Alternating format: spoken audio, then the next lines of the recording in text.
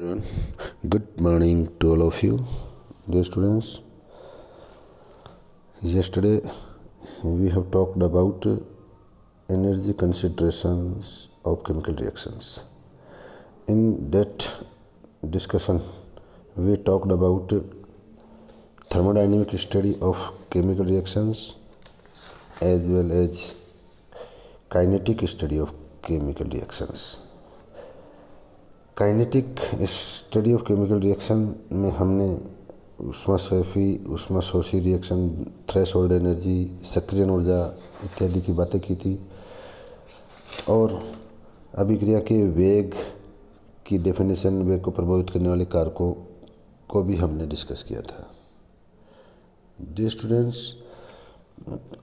हमने ये भी बात की थी कि अगर सक्रियण ऊर्जा, एक्टिवेशन एनर्जी का मान कम है तो रिएक्शन की रेट कंपैरेटिवली अधिक होगी और अधिक सक्रियण ऊर्जा वाली रिएक्शंस के लिए अतिरिक्त एनर्जी की ज़रूरत पड़ती है, उनकी रेट ऑफ रिएक्शन का मान कम होता है।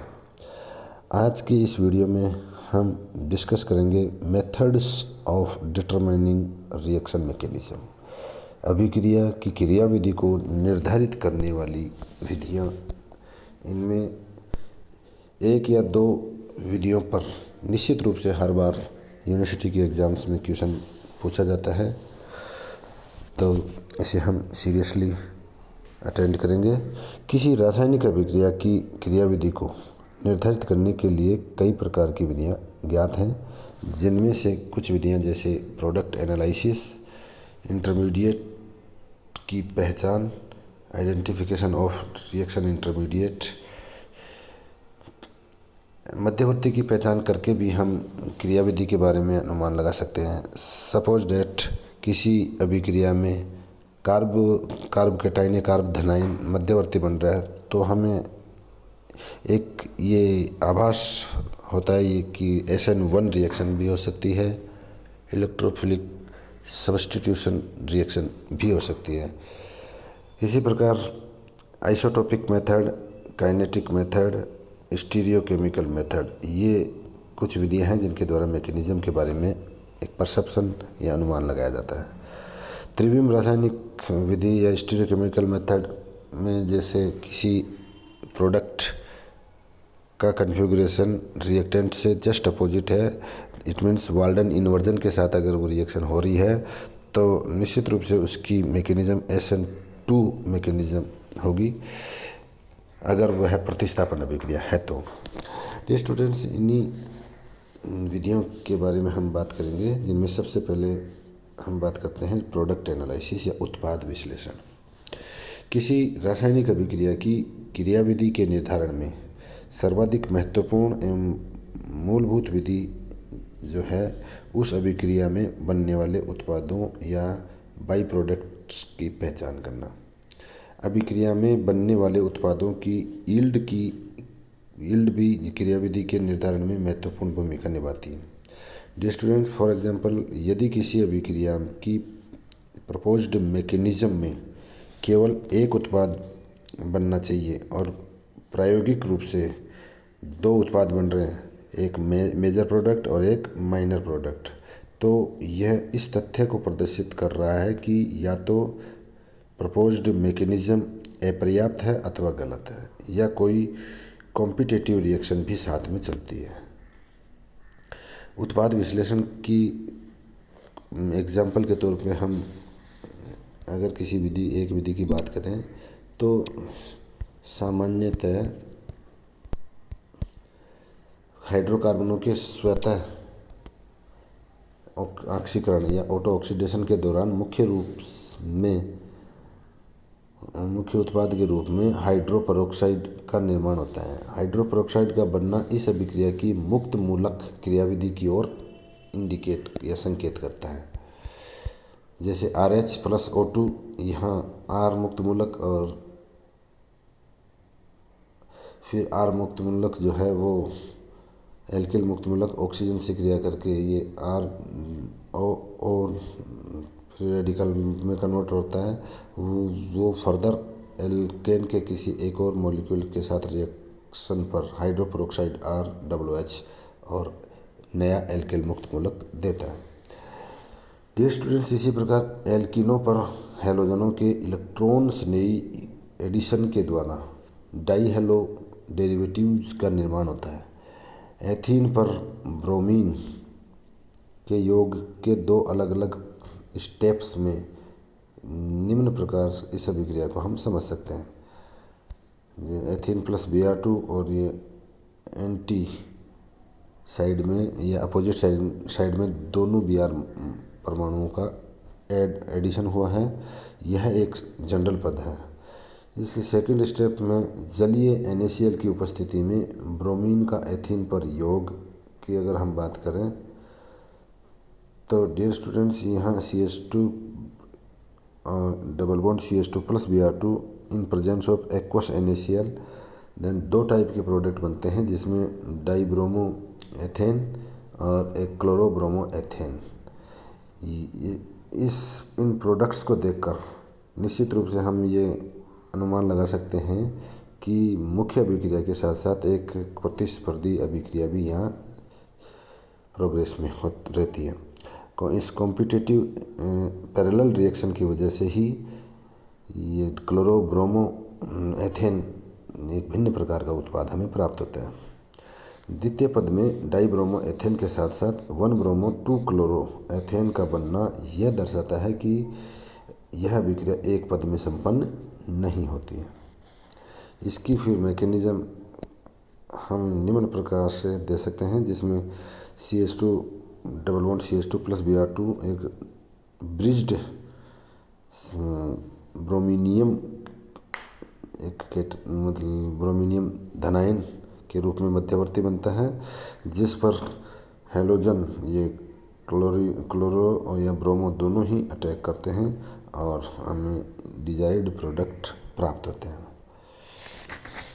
डियर स्टूडेंट्स, इस प्रकार इसी प्रकार एक और विधि के रूप में अगर हम बात करें तो सूर्य के प्रकाश की उपस्थिति में मेथेन के क्लोरीनीकरण के दौरान कुछ मात्रा में अन्य उत्पाद साइड प्रोडक्ट के रूप में एथेन का निर्माण भी होता है। यहाँ एथेन के बनने को मुक्त मूलक क्रियाविधि के द्वारा हम समझ सकते हैं। इसकी फर्स्ट स्टेप जो कि चेन इनिशिएटिंग स्टेप होती है, इसमें हैलोजन मुक्त मूलक बनता है। Cl2H की प्रेजेंस में 2 Cl मुक्त मूलक में यहाँ टूट रहा है। सेकंड स्टेप में जो कि चेन प्रोपोगेटिंग स्टेप है उसमें ये हैलोजन मुक्त मूलक मेथेन पर अटैक करते हैं और HCl का एक मॉलिक्यूल उदासीन अणु के रूप में एलिमिनेट होने से मेथिल मुक्त मूलक बनते हैं और मेथिल मुक्त मूलक पर Cl2 की पुनः रिएक्शन से मेथिल क्लोराइड और क्लोरीन मुक्त मूलक बनता है। थर्ड स्टेप जो कि अंतिम स्टेप और ये चेन टर्मिनेटिंग स्टेप भी इसको कहते हैं, यहाँ मुक्त मूलक ही आपस में रिएक्शन करते हैं और हैलोजन या क्लोरो या हेलोएल्केन प्रोडक्ट के साथ साथ मिथाइल मुक्त मूलकों के आपस में जुड़ने से एथेन प्रोडक्ट भी बनता है। डियर स्टूडेंट्स, अगर हम एनिलीन के नाइट्रीकरण की बात करें जो कि कंसनट्रेटेड HNO3 और H2SO4 की प्रेजेंस में होता है तो यहाँ ऑर्थो मेटा और पैरा तीनों ही प्रकार के प्रोडक्ट डाई सब्स्टिट्यूट प्रोडक्ट के रूप में प्राप्त होते हैं जिसमें 51% पैरा नाइट्रोएनिलीन होता है और 47% मेटा नाइट्रोएनिलीन और 2% इसमें ऑर्थो नाइट्रोएनिलीन भी बनता है। इस अभिक्रिया में मध्यवर्ती के रूप में एनिलियम एक धन आयन के रूप में मध्यवर्ती बनता है जिसमें नाइट्रोजन को लोन पेयर की जगह एक हाइड्रोजन H+ प्रोटॉन जुड़ने से NH3+ के रूप में ये इसमें एग्जिस्ट करता है। बेंजीन की सामान्य एरोमेटिक इलेक्ट्रोफिलिक सब्स्टिट्यूशन अभिक्रिया में केवल ऑर्थो व पैरा उत्पाद बनते हैं। NH2 ये NH2 समूह चूँकि ऑर्थोपैरा डायरेक्टिंग ग्रुप है, इसलिए एनिलीन में जनरल इलेक्ट्रोफिलिक सब्स्टिट्यूशन रिएक्शन अगर होगी तो ऑर्थोपैरा उत्पाद ही बनते हैं। इस अभिक्रिया में मेटा उत्पाद का एक अच्छी मात्रा तक 47% तक बनना यह प्रदर्शित करता है कि एनिलीन का उपयुक्त परिस्थितियों में नाइट्रीकरण एरोमेटिक इलेक्ट्रॉन स्नेही प्रतिस्थापन के सामान्य मार्ग का अनुसरण नहीं करता है। ऐसा मध्यवर्ती एनिलियम आयन बनने के कारण होता है। इसके फलस्वरूप एमिनो समूह के नाइट्रोजन के पास जो लोन पेयर होता है वह यहाँ उपलब्ध नहीं रह पाता है और बेंजीन वलय का डीएक्टिवेशन हो जाता है। डियर स्टूडेंट्स, एक और उत्पाद विश्लेषण के बाद में जो सेकंड विधि हम डिस्कस करेंगे वो है आइडेंटिफिकेशन ऑफ रिएक्शन इंटरमीडिएट। मध्यवर्ती की उपस्थिति की पहचान करके भी हम अभिक्रिया की क्रियाविधि का अनुमान लगाते हैं। रासायनिक अभिक्रिया के दौरान बनने वाले मध्यवर्तियों की पहचान उनके पृथक्करण, स्पेक्ट्रोमिति तकनीकों अथवा ट्रैपिंग या बलगति के अध्ययन आदि विधियों द्वारा की जा सकती है। इसमें सबसे पहले हम बात करेंगे आइसोलेशन ऑफ इंटरमीडिएट। अभिक्रिया के पूर्ण होने से पहले अथवा मंद परिस्थितियों में प्रयोग द्वारा मध्यवर्तियों को पृथक किया जाना संभव है। फॉर एग्जांपल, एमाइड के हाफमान पुनर्विन्यास के दौरान 3 प्रकार के मध्यवर्तियों का पृथक्करण संभव है, जो कि एन ब्रोमाइड, एन ब्रोमेमाइड का ऋणायन तथा आइसोसाइनेट ये मध्यवर्ती होते हैं। अतः इस अभिक्रिया की प्रपोज्ड मैकेनिज्म में इन तीनों का बनना दर्शाया जाता है। एक दूसरे मेथड की अगर हम बात करें तो नेबर पुनर्विन्यास जो होता है उसके दौरान जो मध्यवर्ती बनता है उसका पृथक्करण करके हम उसकी क्रियाविधि का पता लगा सकते हैं। डियर स्टूडेंट्स, इस प्रकार इस अभिक्रिया की मैकेनिज्म को हम मध्यवर्तियों की पहचान करके डिसाइड कर सकते हैं। और एक और दूसरी विधि स्पेक्ट्रोस्कोपिक टेक्निक होती है जिसके आधार पर मध्यवर्ती की पहचान की जाती है। इस विधि और अन्य अभिक्रिया की मैकेनिज्म डिसाइड करने वाली अन्य मेथड्स की बात हम नेक्स्ट वीडियो में करेंगे। टिल देन आप अपनी पढ़ाई को बदस्तूर जारी रखिए। और एक और महत्वपूर्ण सूचना के रूप में अगर मैं आपको बताऊं तो कॉलेज शिक्षा आयुक्तालय की तरफ से एक आनंदम कोर्स प्रारंभ किया गया है जो फर्स्ट ईयर के स्टूडेंट्स के लिए मैंडेटरी है, अनिवार्य है। इसमें मार्क्स आपके मार्कशीट में जुड़ेंगे। इसके लिए बाकायदा प्रैक्टिकल फाइल की तरह, प्रैक्टिकल रिकॉर्ड की तरह एक आपको डायरी बनानी है और इसमें व्यक्तिगत रूप से तथा सामूहिक रूप से आप जो समाज के हित में कार्य करते हैं उनको आप डेली नोट करते जाएं। ये जो नोट करके आप इकट्ठा जो एक सामग्री बनेगी उस डायरी को हम प्रैक्टिकल के दौरान यहाँ कलेक्ट करेंगे और उसके आधार पर आपको मार्क्स दिए जाएंगे। तो प्लीज़ स्टूडेंट्स, आप सभी ध्यानपूर्वक इसे सीरियसली सुने, एक डायरी मेंटेन करें और अपने व्यक्तिगत स्तर पर जैसे किसी गरीब की मदद करना या किसी को मास्क वितरण करना या किसी की घर की या गली की सफाई के लिए किसी को मोटिवेट करना अथवा पौधा वृक्षारोपण करना या लगे हुए कॉलोनी में लगे हुए पौधों की सार संभाल करना, ऐसे अनेकों कार्य हैं जो समाज के हित में आप करते हैं और कर सकते हैं।